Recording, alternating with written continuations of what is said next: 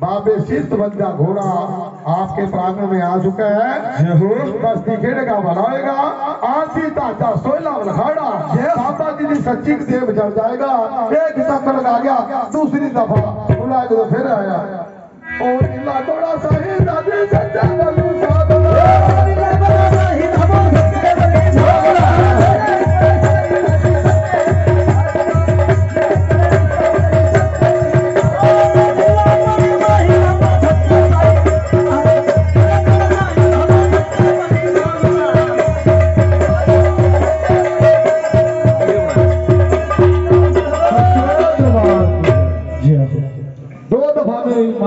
चक्कर लगा गई का भला हो गया। तीसरी दफा बुलाएंगे तो फिर आ जाए।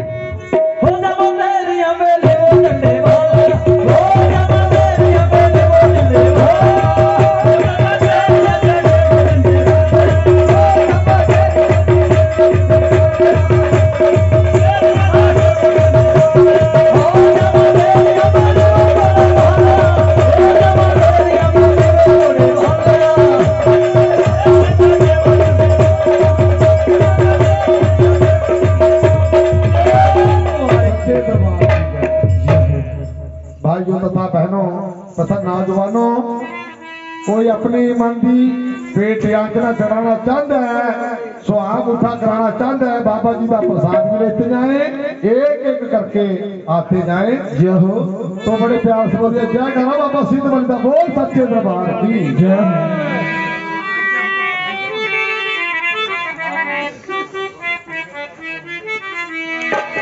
ओ मेरे अगन सी बाबा सिद्ध बलि आई उतरे